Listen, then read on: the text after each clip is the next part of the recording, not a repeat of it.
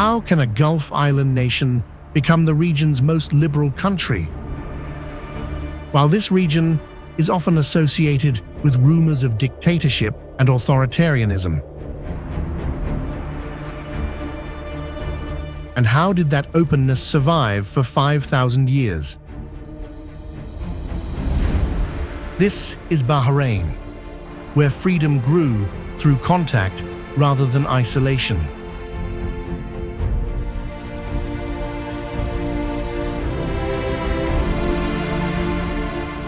An ancient harbor connected Mesopotamia with the Indus Valley. Traders once arrived with goods, languages, and beliefs.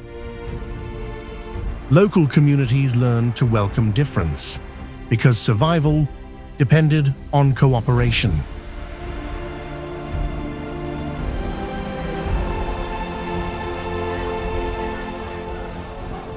Deep inland, worshippers once descended toward a freshwater spring beneath a sacred temple.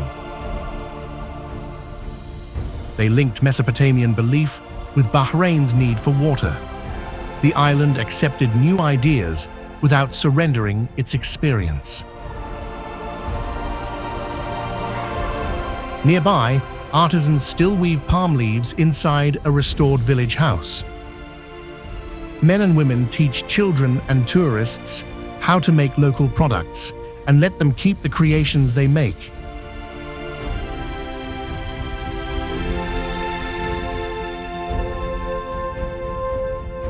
So, what does liberal living mean here? Does it begin with an open harbor, shared resources, and freely disseminated knowledge? Let's explore Bahrain now to understand the soul of the more than 5,000-year-old culture in the freest nation in the Gulf.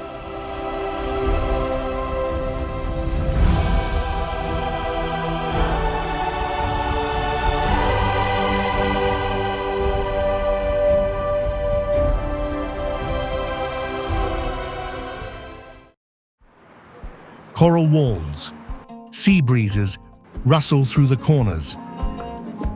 White plaster reflects the midday sun.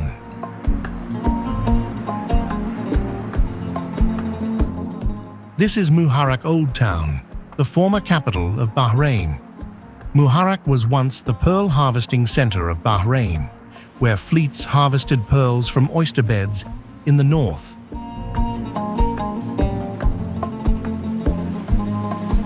Pearls sustained the country for centuries before the discovery of oil. The pearls here are rare because they are formed 100% through natural biological processes.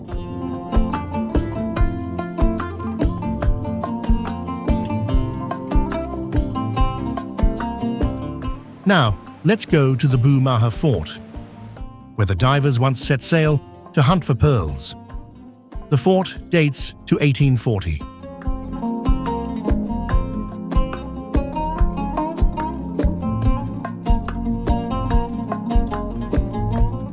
The rectangular complex carried 4 circular towers and thick defensive walls.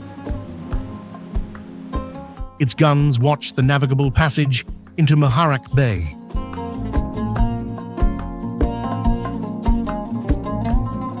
The fort defended pearling fleets against pirates during seasonal departures and returns.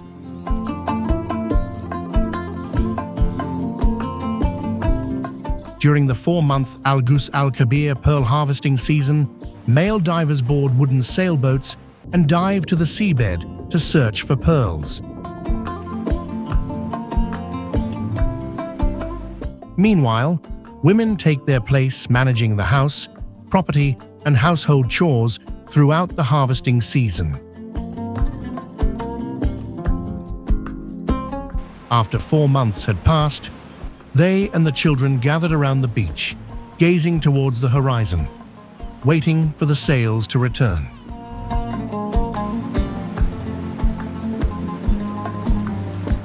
But not every family enjoyed the joy of reunion.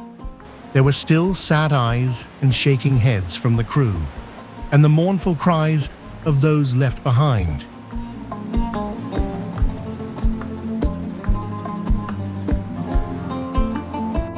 In the 1930s, Bahrain's traditional pearl industry surprisingly collapsed.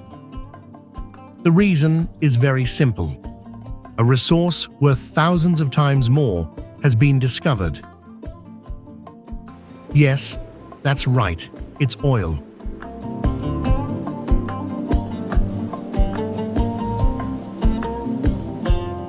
But it didn't disappear entirely. Then why? Because the younger generation of Bahrain wouldn't allow that to happen. Together, they created Pearling Path, a place that preserves the most distinctive architectural and cultural heritage of the pearl industry.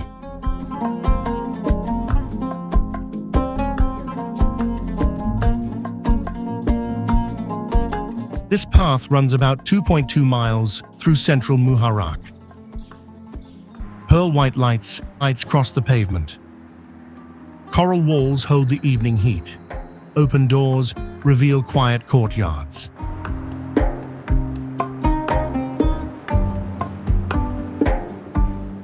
The most distinctive architectural feature is the traditional houses of the divers of the past. Each house served a different part of the pearling system. Al Ghus House stored diving equipment near the shoreline. Nukida House welcomed divers seeking work. Badr Gulum treated injured crews when Muharraq lacked medical care.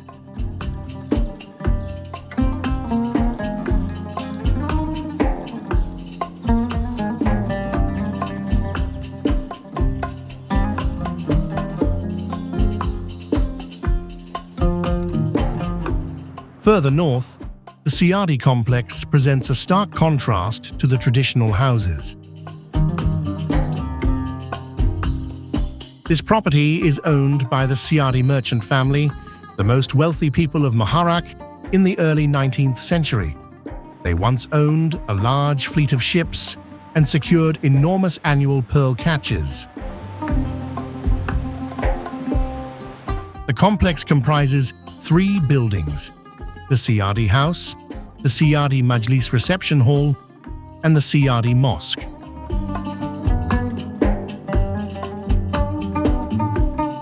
But don't leave just yet, because only when the sun sets does the most amazing thing at Pearling Path appear. Muharraq Nights opens historic houses to families, artists, and visitors. The festival follows all in the space of the Pearling Path. In just one historic route, there are hundreds of performances.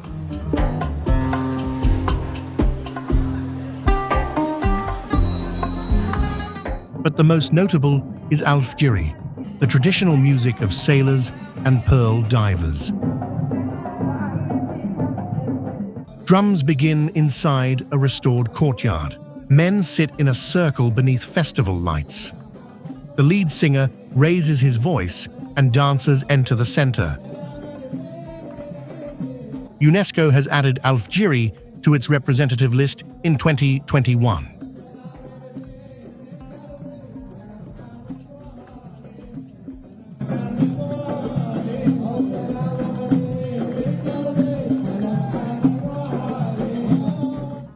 Al-Adha brings a more commanding energy to Muharraq Nights. 2 lines of men face each other, lifting swords as drums establish a steady rhythm.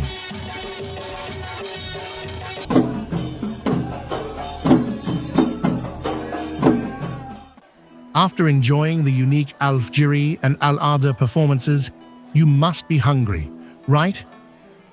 How about starting with some delicious Bahraini tikka?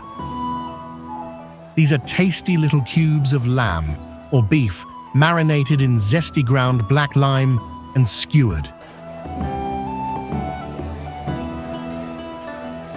They are grilled over charcoal until they're just smoky and tender.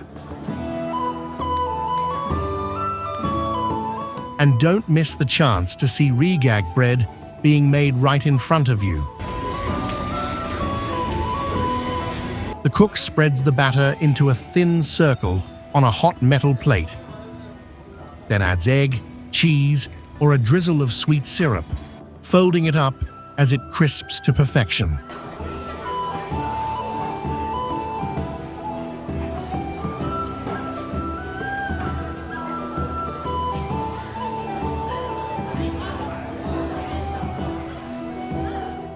Late evening settles over the path.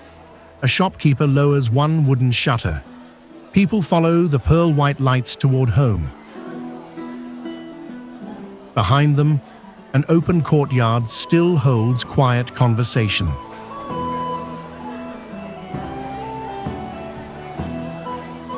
Before moving on to the next location, we'd love to know your nationality, the country you're watching this video in, and the current time. Please leave a comment below.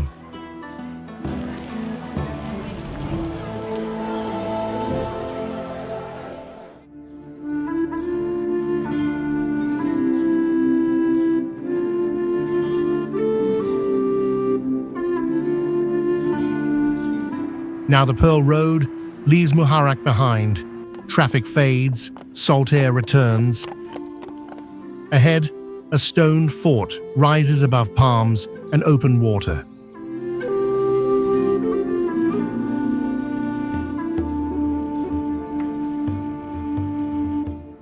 Qalat al-Bahrain crowns a 40-foot archaeological mound.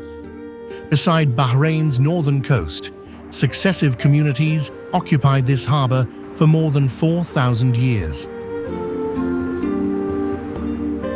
The Portuguese fort now dominates the summit. Beneath it, homes, warehouses, and public buildings preserve earlier lives.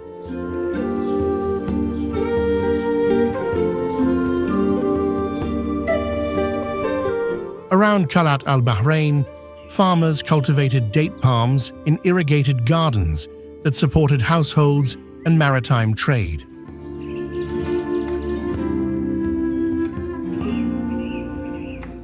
After harvesting, they packed ripe dates inside a mad basa, where their own weight slowly released thick juice. Grooved floors guided the syrup into collecting jars below. This valuable dibs sweetened food, preserved energy for travelers, and linked local agriculture with the ancient harbor economy.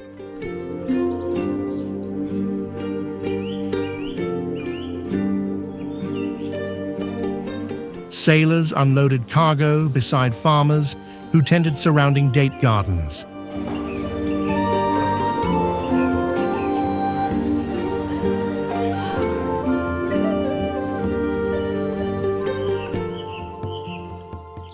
Suddenly, a nearby doorway leads us to another world, where dry palm leaves cover a courtyard floor, and the hands begin another interesting work.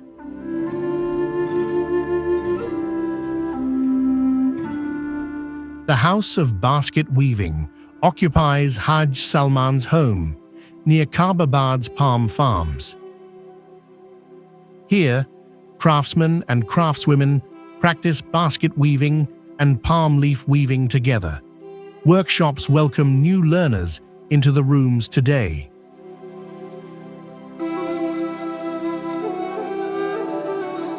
Artisans clean, soften, and divide palm leaves before weaving begins. Their fingers control tension across every strip. Each repeated movement requires patience. Nothing should happen quickly.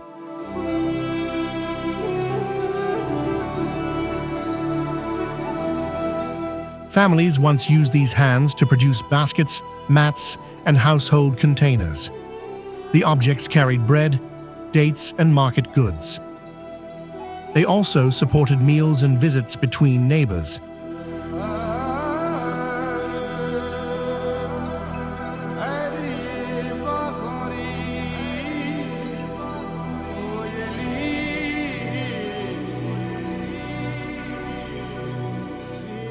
The fort keeps the record of rulers and merchants, but this house preserves the patience that helped Bahrainis welcome others, feed families, and continue their culture.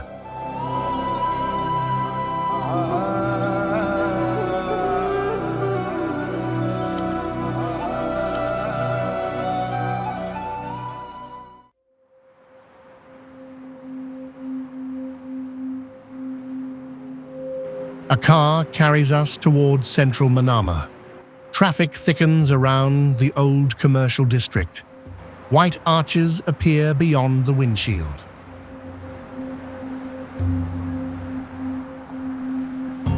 Bab al-Bahrain stands at Manama's old entrance.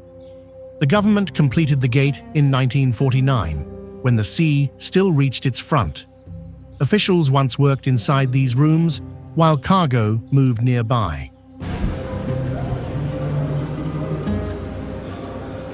You could often see porters hustling and bustling beneath the arch, carrying goods toward the market.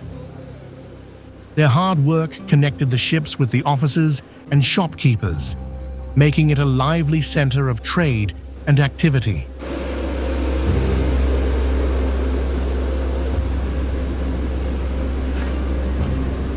Public events bring music and craft demonstrations beneath its facade. The gate now serves people more openly than before.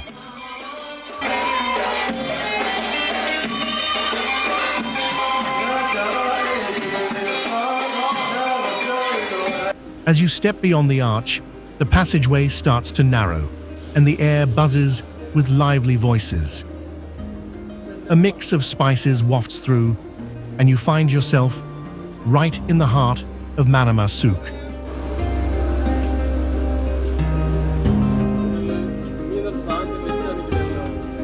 Under bright, fluorescent lights, goldsmiths are hard at work.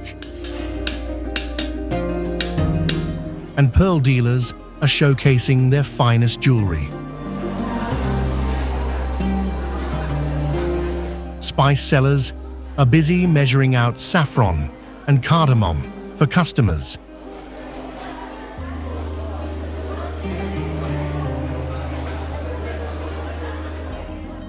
Meanwhile, textile sellers are unfolding beautiful embroidered fabrics next to their doorways.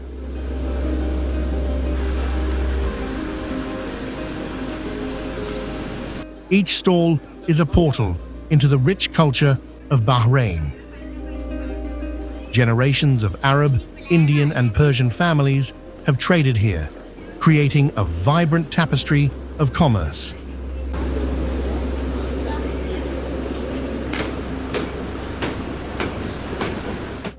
Shopkeepers greet you in various languages and even remember your name if you come back.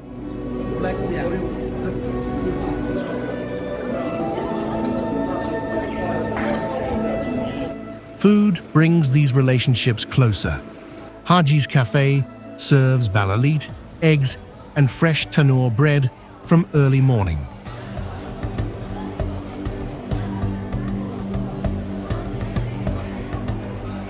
Nearby cooks fold potato samosas and pour karak through rising steam.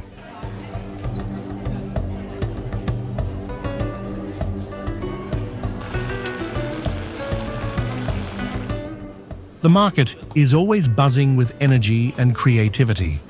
In this space, you'll find musicians and artists showcasing their talents right alongside local shops.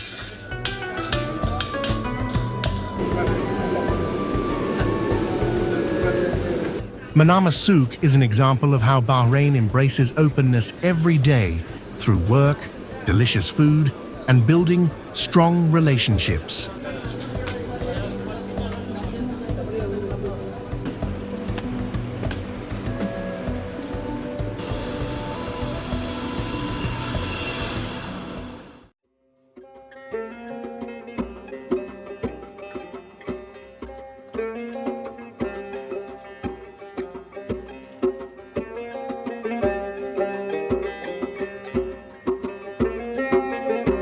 Dust rises from the courtyard. A wooden wheel turns. The potter centers wet clay, between steady hands.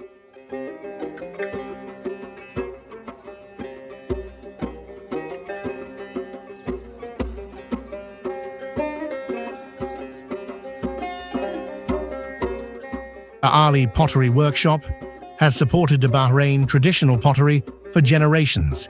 The local craftsmen made jars, cooking pots, and water vessels. Families buy them to use daily across homes and farms.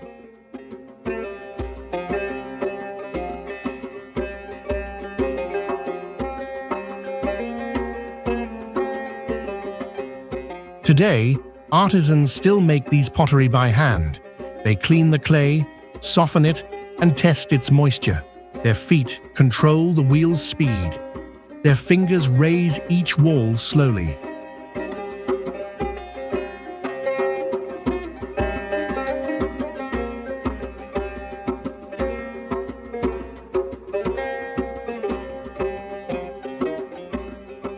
A weak movement can ruin the vessel. So the artisan must not only be skillfully, but also be calm in their mind and confident in their hands.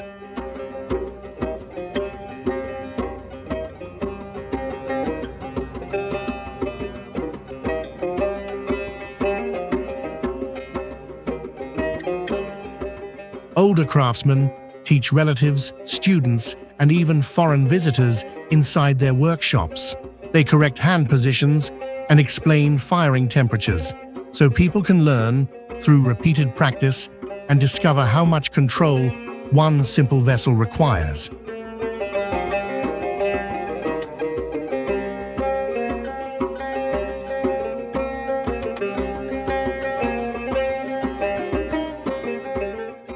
The kilns demand even higher discipline. Potters have to dry each piece before firing. They have to watch heat, surface color, and timing carefully. One rushed decision can crack an entire batch.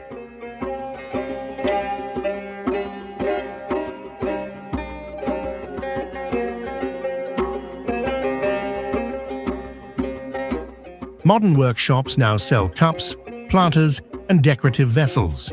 But these traditional workshops still sticks to product the old pottery and invite other people to make their own pieces.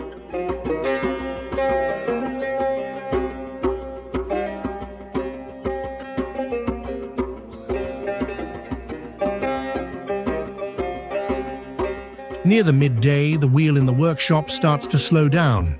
A child lifts a small bowl with both hands and a smile.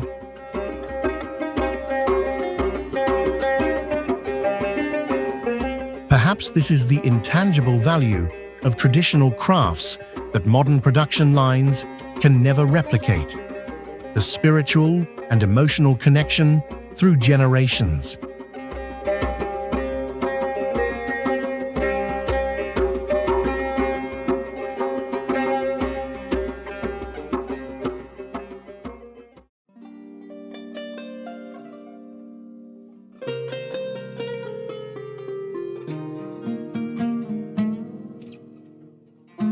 Modern training rooms stand beside hand looms and carving knives. The threads tighten. The palm leaves scrape softly.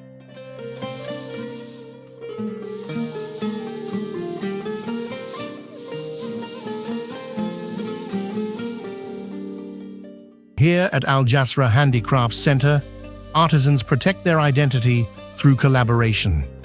They work together, pass on their skills, and open traditional crafts to the public.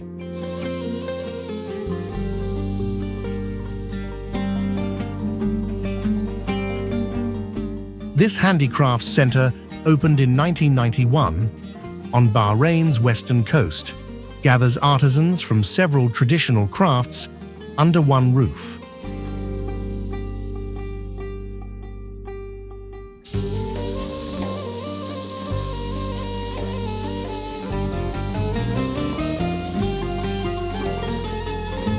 Visitors watch real production rather than stage demonstrations. Every room carries a different working rhythm. The center also provides dedicated rooms for training and creative development.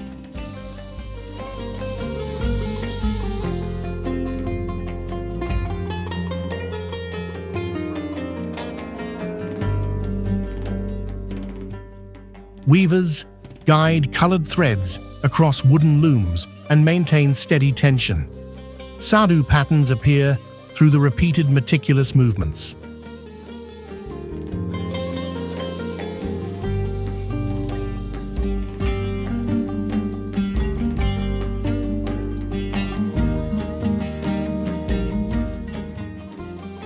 Basket makers split palm leaves and braid useful household pieces. Woodworkers cut small dowel models from carefully prepared timber.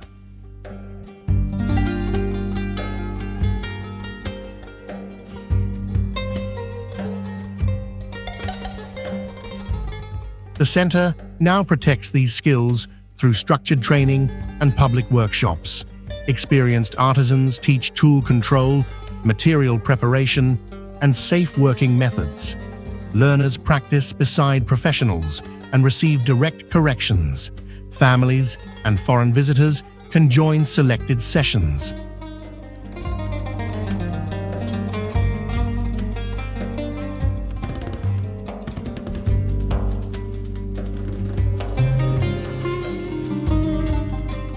Nowadays, artisans also adapt traditional techniques for modern homes. They produce smaller objects, updated textiles, and practical decorative pieces.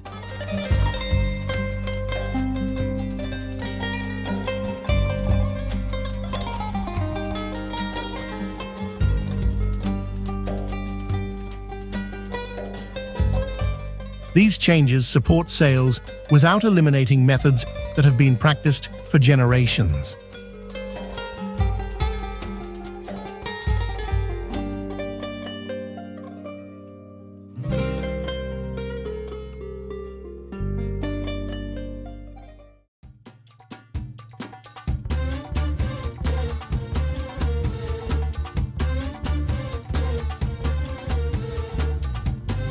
How did a Muharraq trader turn an Iraqi recipe into Bahrain's most familiar welcome?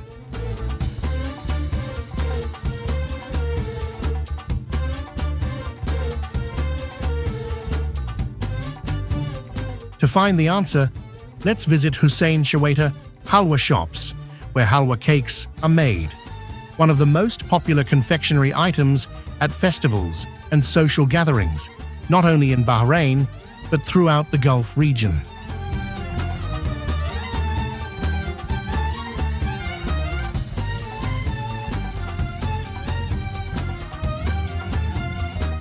The billowing smoke from giant copper pans, where the workers are stirring the batter, transports viewers into a world of culinary heritage.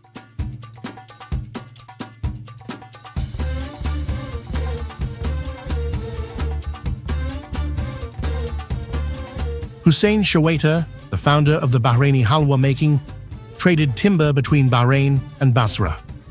Around 1850, a Najaf family introduced him to halwa. He ate it, fell in love with it, and then learned their method, returned home, and adapted it for Bahrain.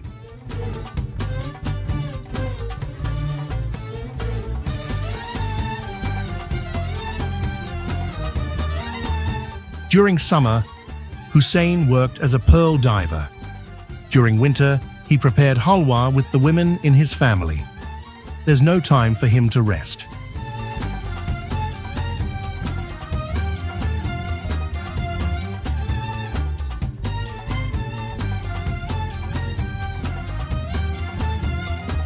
The works here demand both physical and mental ability. Cooks heat sugar, starch, and oil in pots. Workers add saffron and rose water. Cardamom and nuts complete the mixture. They stir with long wooden paddles until it becomes firm and glossy. Heat fills the room.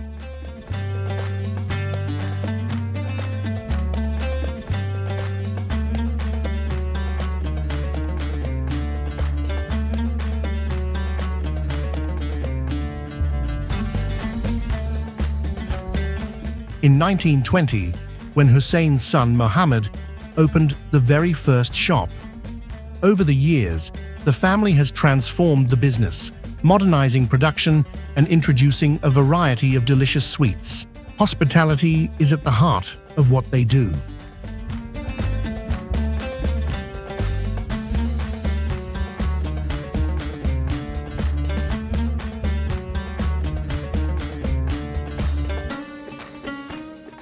Today, the fourth and fifth generations of Hussein Shawaita work together to manage the company, factory, and a total of 12 branches across Bahrain. They even have a museum to showcase their cherished cookware.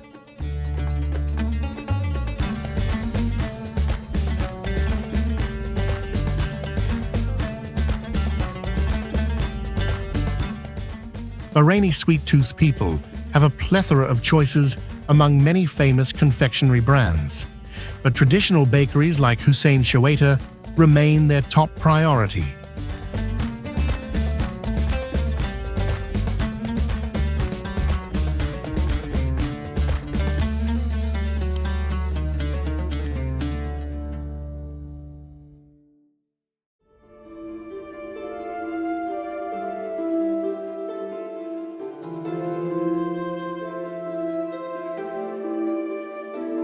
More than 140 skeletons, one mound, multiple chambers. Dilmun burial mounds broke early Dilmun's usual pattern of individual burial.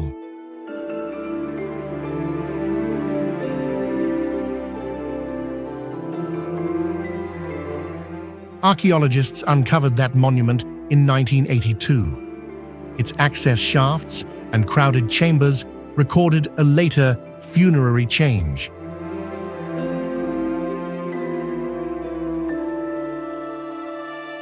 Elsewhere, families usually placed one person inside each stone chamber. But in Dilmun burial mounds, this mound gathered many bodies within a shared monument.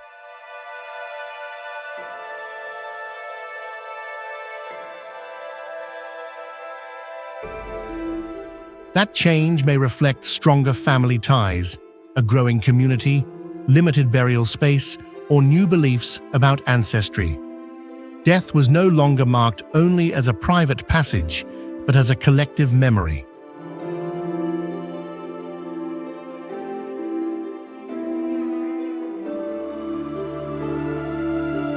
Across western Bahrain, 21 protected sites preserve about 11,774 mounds.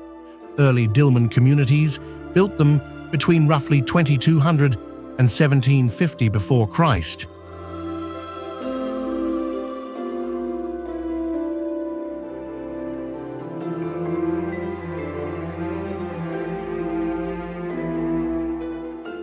Six sites contain large burial fields. Each field once served one ancient settlement nearby. 17 royal mounds rise separately within A'ali's urban fabric.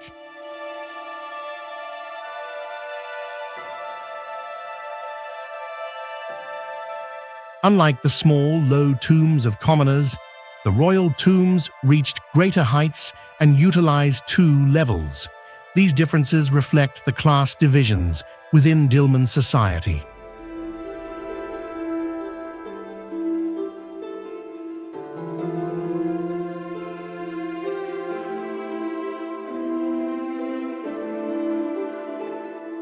Archaeologists found men, women, and children across the cemeteries. Families placed pottery and personal objects beside the dead. Those choices preserved a fin within a strict social order.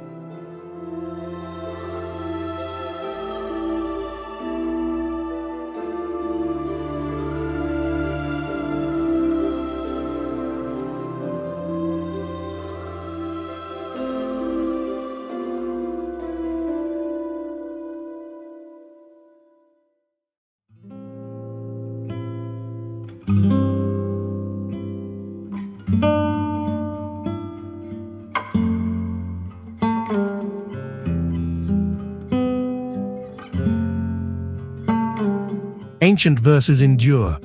Marble holds silence. Calligraphy surrounds the hall. This is Al-Fateh Grand Mosque in Manama, Bahrain.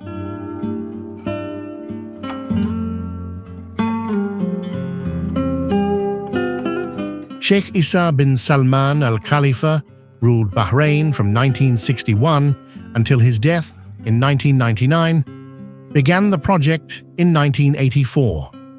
The mosque then opened in 1988. The name honors Ahmed Al-Fateh, an early ruler of Bahrain.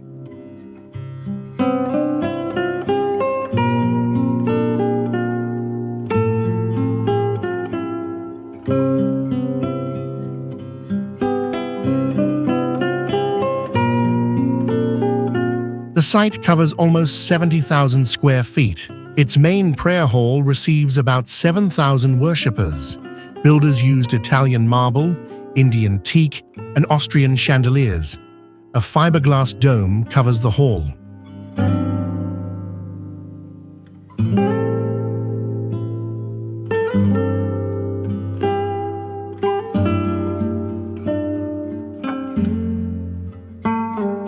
Al-Fateh welcomes Muslim and non-Muslim visitors from Saturday through Thursday. Multilingual guides explain Islamic practice, architecture, and Quranic learning. Visitors can ask direct questions inside the mosque.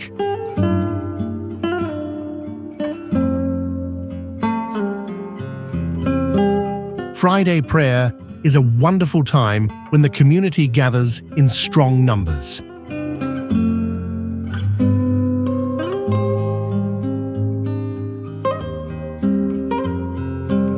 Before stepping into the hall, worshippers take a moment for ablution, ensuring they're ready.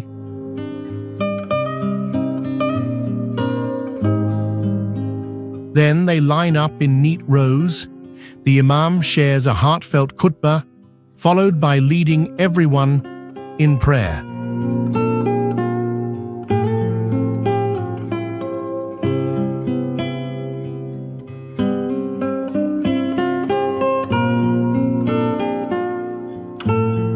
The mosque is more than just a place for prayer. It also hosts Quranic studies and has an Islamic library. The teachers help children learn to pronounce, recite, and memorize the Quran. The staff is always there to assist visitors with dress codes and prayer etiquette.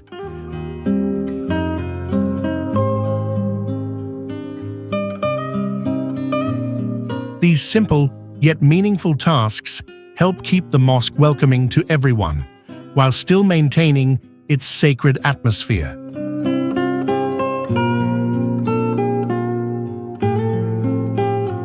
After the prayer, a father lovingly folds his child's mat next to a lovely marble column. Nearby, a guide is happily answering a final question. The hall settles into a peaceful stillness once again.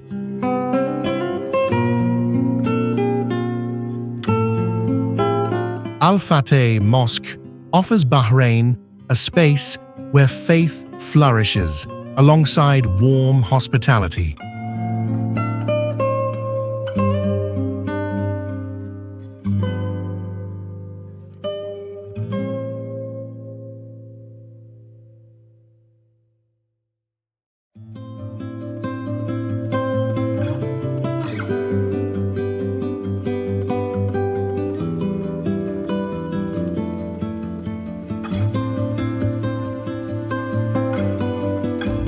Ancient tides, palm stakes, salt gathers around bare feet. Welcome to the Malkia Beach on Bahrain Island's western coast.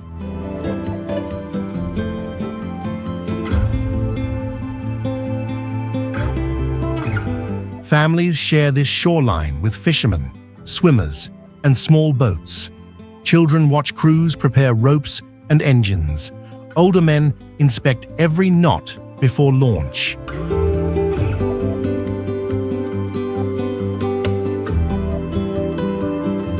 In Bahrain, you'll find fishermen coming together to create a hadra, a special type of fishing net that stretches across shallow waters to catch fish.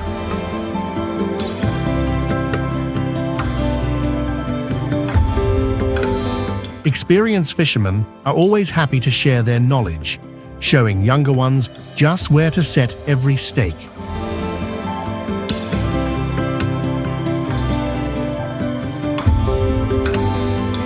When the tides go low, the whole fishing system is revealed.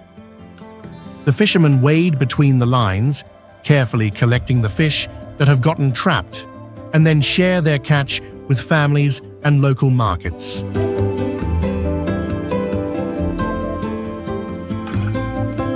These days, though, Bahrain has put limits on many fixed stake nets to help protect the marine habitats. Fishermen are learning to balance their traditions with the need for conservation. It's all about working together for a sustainable future.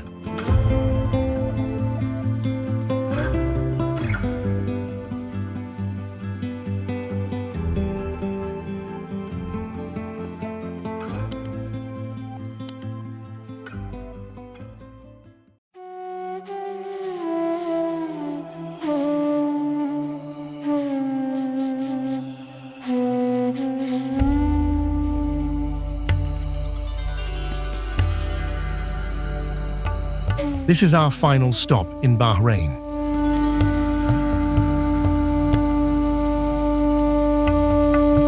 The road leaves Manama and enters Sakhia's open desert.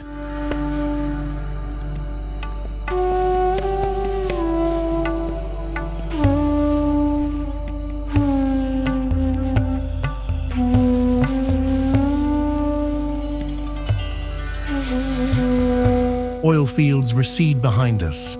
One green canopy still remains.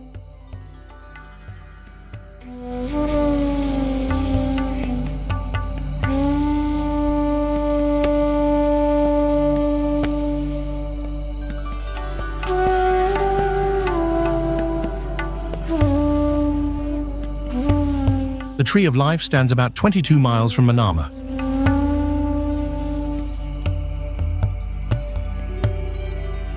The tree rises nearly 33 feet above dry ground.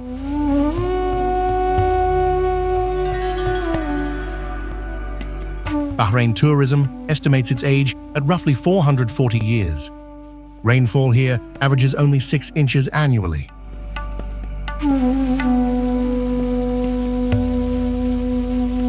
Scientists still debate how the tree secures enough water.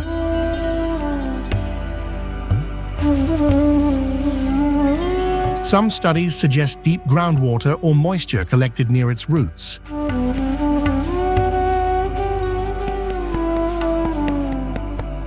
Bahrain now protects the trunk with controlled access.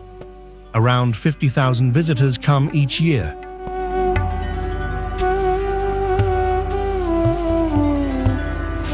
Families rest beneath its branches. Guides explain what experts know and what remains uncertain. Children read about other national trees along the visitor path. This openness turns a natural mystery into shared education.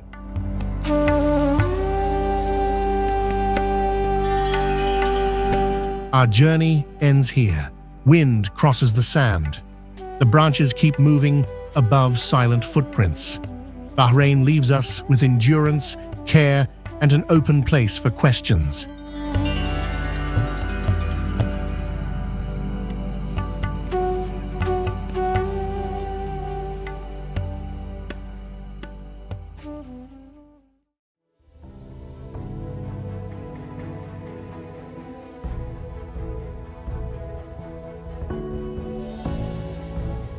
Our journey in Bahrain wraps up with an understanding that openness comes from taking responsibility and working together.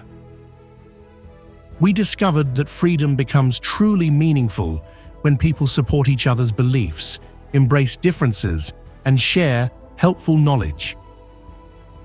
Traditions continue to thrive when communities let them enrich our present lives. What we cherish most is the quiet respect for those who go about their lives without needing the spotlight. Their patience and resilience truly inspire us. If this journey has given you deeper insights into the world, please continue to follow us by subscribing to the channel. Thank you for watching and see you on our next trips.